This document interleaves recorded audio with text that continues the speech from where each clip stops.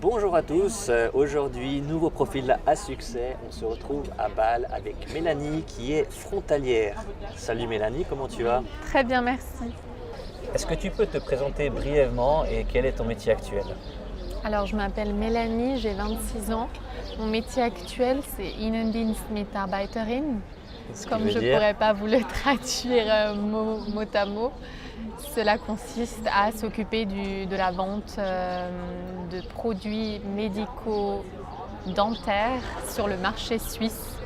Donc, je m'occupe de tous les processus de vente, de la commande à la livraison, en passant par la gestion des réclamations et la recherche de stratégies pour augmenter les ventes. Enfin, c'est un domaine très varié qui me plaît beaucoup et que je compte faire encore plusieurs années. Et donc tu es frontalière mais tu travailles à Bâle, c'est juste? Oui, c'est ça. Je travaille dans le canton de Bâle-Ville.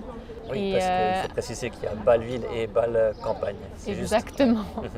Exactement. Et là, il y a souvent des différences au niveau des jours fériés, mais aussi au niveau du calcul des salaires. Passant du brut au net, le canton de Bâle-Ville, parfois, il a tendance à prendre plus que le canton de Bâle-Campagne. Le canton de Bâle est vraiment différencié sont souvent, entre deux cantons. Ouais, voilà. Ok, très bien.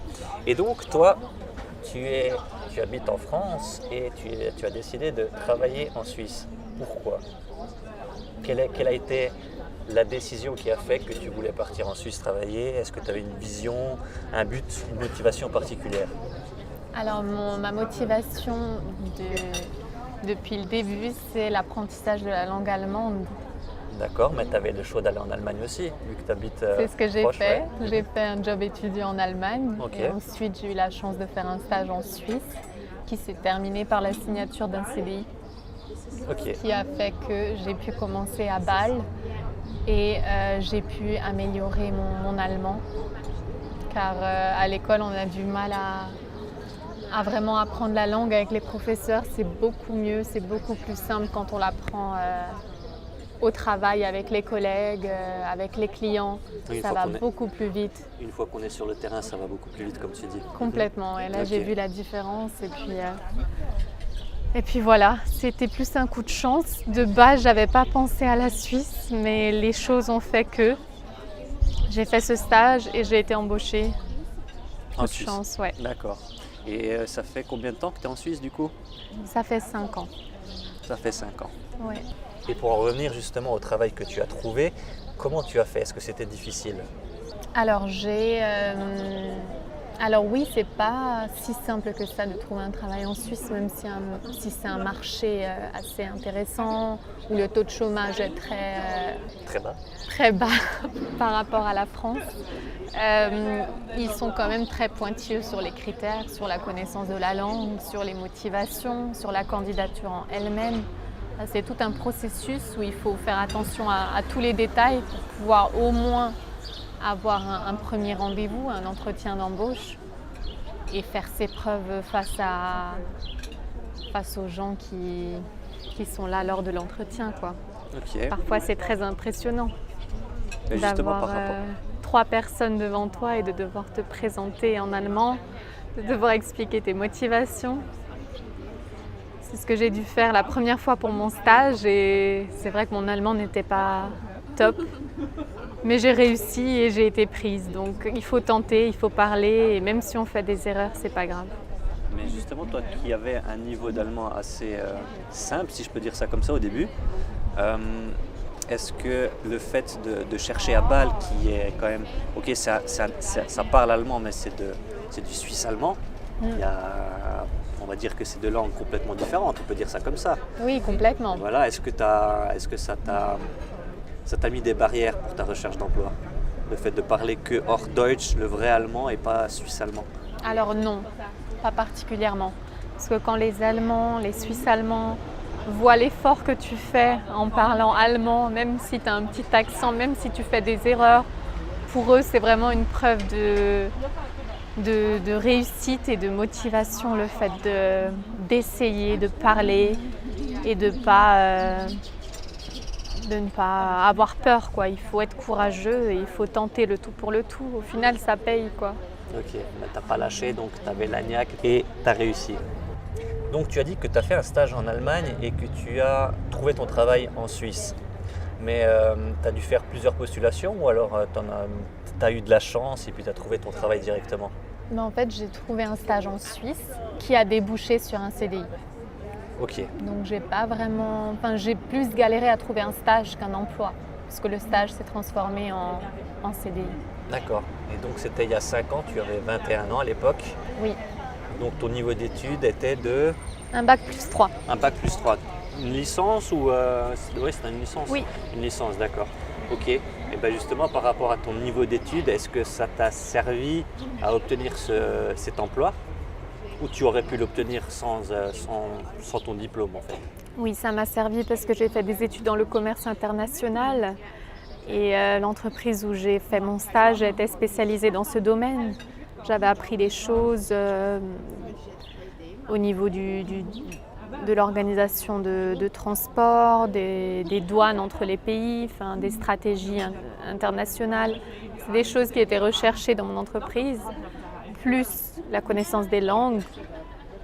Donc je pense que l'intitulé des études a beaucoup joué.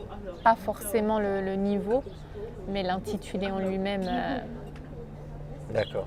Donc dans ton cas, toi, c'est le diplôme qui a primé sur l'expérience parce qu'au final, l'expérience, tu n'en avais pas au départ. Non, j'avais juste des jobs d'été que j'avais fait un peu en Allemagne, en Suisse. Mais j'avais jamais fait d'alternance ou quoi. C'était toujours des études avec, oui, des stages. J'avais fait un stage à Londres. C'est comme ça que j'ai amélioré mon anglais. Ok. Mais j'avais pas vraiment d'expérience de travail. Donc ok, très bien. Et justement, quand tu as obtenu ce premier emploi, est-ce que tu as été confronté à certaines galères du type administrative? Est-ce que tu as dû faire des choses ou autre? Est-ce que tu as eu des galères en venant travailler en Suisse? Alors oui, quand on commence à travailler en Suisse, on commence par recevoir des courriers. Il faut qu'on se renseigne pour l'ouverture d'un compte en francs suisses, pour l'obtention pour le versement du salaire. On reçoit des courriers de l'AMAL, de la CPAM qui te demandent quel régime choisir, qu'est-ce que tu préfères. Le droit d'option. On est un peu perdu au début. On est un peu perdu et après on apprend sur le tas, on regarde sur internet, on cherche des infos et au final j'ai réussi quoi. Mais c'est vrai qu'au départ c'est pas mal d'infos d'un coup, même au niveau des impôts. Il y a pas mal de choses côté administratif à savoir quoi. Alors oui, effectivement, il y a plein de choses à savoir et à connaître quand on trouve un travail en tant que frontalier ou en tant que résident. De toute façon, c'est la même chose. Il faut se renseigner, etc. Tu dis que tu as réussi à faire ça toute seule, mais au bout de combien de temps? Je pense que tu as perdu pas mal de temps. Et quand on dit le temps, c'est de l'argent, je pense que là, c'est vraiment le cas. Est-ce que tu penses que si tu avais eu quelqu'un qui pouvait t'aider et t'accompagner, est-ce que ça t'aurait été utile?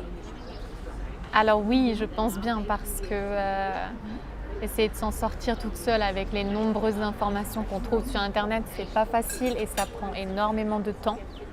Donc oui, j'aurais aimé être épaulée par quelqu'un qui s'y connaisse dans le domaine pour pouvoir m'expliquer toute cette partie administrative qui est très compliquée quand on travaille de l'autre côté de la frontière. On ne se rend pas compte sur le coup, mais plus le temps passe et plus on se rend compte que la paperasse elle est là et qu'il faut faire les choses correctement, sinon on reçoit des factures de la CPAM ou des impôts qui te demandent de grosses sommes d'un coup. Il faut faire les choses correctement dès le début pour éviter les mauvaises surprises quoi. Ok, très bien. Et tu penses que si tu avais connu Move2Swiss à l'époque, tu aurais pu faire appel à nos services? Alors oui, très clairement.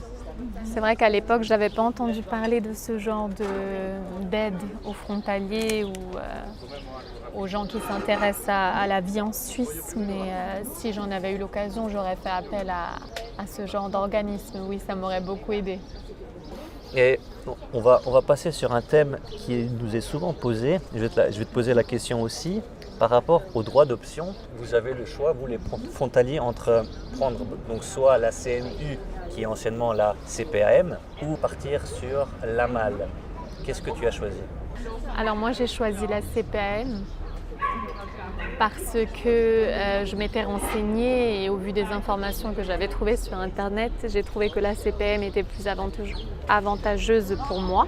Pour ton cas, toi, voilà, pour mon cas actuel, car je venais de débuter en Suisse et sachant que la CPM s'adapte au salaire, c'était assez avantageux pour moi car la malle était beaucoup plus élevée. Mais ayant gravi les échelons et ayant eu une augmentation de salaire, je me rends compte que la malle aurait été quand même plus intéressante pour moi car elle ne s'adapte pas au salaire. Elle reste toujours au même montant et c'est beaucoup plus intéressant pour une carrière en Suisse. Donc tu regrettes? Malheureusement, oui, mais tu ne peux pas changer. Mais une fois qu'on a fait son choix, on ne peut plus changer. C'est la règle des frontaliers suisses. Une fois qu'on a choisi son régime social, on ne peut plus le changer. Ouais. Malheureusement. Et justement, tu parles de salaire, tu dis que tu as progressé en 5 ans, donc ton salaire a augmenté. Est-ce que tu peux juste nous dire quel était ton salaire à l'entrée quand tu as commencé en Suisse? En tant qu'employé, j'ai commencé à 4 250 bruts. On parle en francs ou en euros? On parle en francs suisses. Ok, très bien. 4 200 francs suisses 50. Brut. Ouais. Ok, très bien. Et donc là, tu as augmenté et puis je pense que tu as un très bon salaire. On va pas le préciser, mais je pense que tu as très bien progressé. Oui. Mais comment t'expliques justement que ton salaire a augmenté? C'est par rapport à ton travail? Est-ce que c'est ta personnalité qui a fait ça? Est-ce que c'est par rapport à ton état d'esprit? Comment tu pourrais préciser ton augmentation de salaire? L'expérience, tout d'abord, elle explique l'augmentation de salaire. Une fois qu'on a de l'expérience, on a plus de valeur sur le marché, sachant que l'expérience de travail est très importante en Suisse. On parlait des diplômes, mais l'employeur suisse va toujours regarder l'expérience. Exactement. Et je ne sais pas si ça prend le dessus, mais j'ai quand même l'impression que dans la majorité des cas, l'expérience est beaucoup plus valorisée que les diplômes. Exactement, oui. Et donc pour en revenir à la question, en plus de l'expérience, il y a l'amélioration des compétences, qu'elles soient linguistiques ou autres. Ça aide beaucoup pour avoir une augmentation de salaire. Et maintenant, si on en revient au fait que tu as toujours été frontalière depuis le début. Donc tu habites à la région frontalière avec la Suisse. Tu n'as jamais eu l'idée ou l'envie de passer de l'autre côté et être résidente suisse? Alors si, j'ai eu l'idée tout au départ, quand j'ai commencé à avoir mes premiers paiements d'impôts. Ok. Je me suis rendu compte qu'en étant résidente suisse, je payerais moins d'impôts. C'était tout d'abord le premier critère qui me plaisait en tant que résidente suisse et également la qualité de vie. Oui, ça c'est sûr que au niveau sécurité, au niveau qualité de vie en règle générale, la Suisse c'est vraiment mon coup de cœur. Mais j'ai quand même décidé de rester en France et ça fait 5 ans que j'ai le statut de frontalière. Ok, et c'est pas trop galère de passer la frontière tous les jours? Est-ce qu'il y a des embouteillages du côté Bâle ou pas? Alors oui, j'ai fait l'expérience de me déplacer en train puis en voiture. Pendant mon stage, je me déplaçais en train. Et même là, entre les annulations, les retards, le monde dans le train, c'est compliqué. Et en voiture, c'est des bouchons tous les jours, surtout que j'ai toujours eu des horaires de bureau. 8h, 17h, les heures de pointe, c'est vraiment pas facile. Mais toi, tu es vraiment pendant les heures de pointe. Ouais, alors là, de nos jours, on a les applications qui nous aident à savoir s'il y a des bouchons, on prend d'autres chemins, ça aide, mais ça n'empêche pas que le temps de trajet est doublé pendant les heures de pointe, quoi. D'accord. Et toi, tu habites proche Mulhouse, si je ne me trompe pas? Oui. Tu as combien de temps de trajet du coup? Alors, sans embouteillage et avec embouteillage? Alors, sans trafic, j'ai 25 minutes. D'accord. Et avec embouteillage, j'ai entre 45 minutes et 1 heure. Ouais, beaucoup plus quoi. Ça double, hein. Et c'est plus le matin ou plutôt le soir? Alors, plus le soir. Plus le soir, ok. Ouais. Parce que tout le monde rentre en même temps. Et puis, c'est ça. Mais c'est vraiment que les frontaliers que tu croises? Non, il y a aussi ceux qui habitent à Saint-Louis, enfin qui travaillent à Saint-Louis.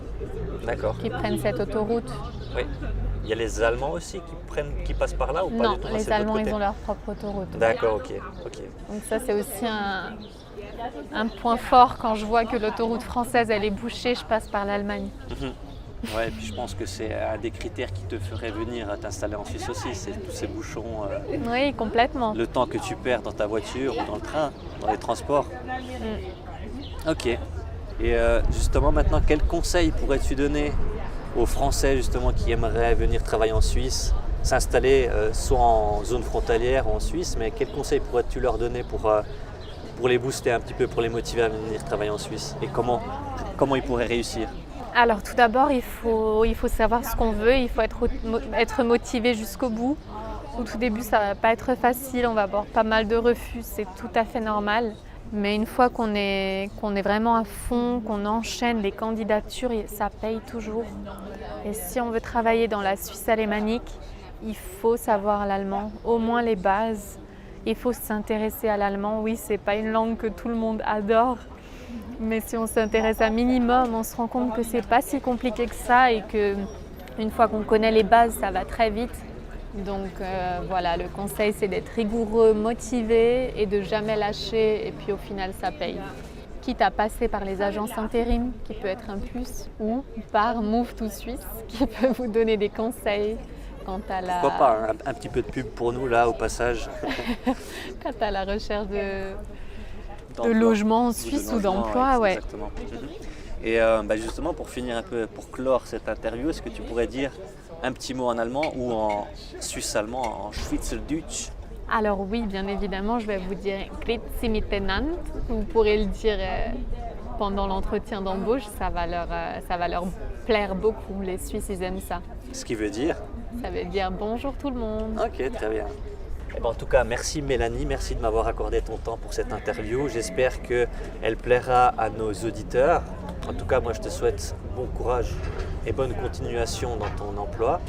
Et si jamais tu veux passer du côté suisse, tu peux toujours faire appel à nous. Avec grand plaisir, ouais. Merci beaucoup en tout cas.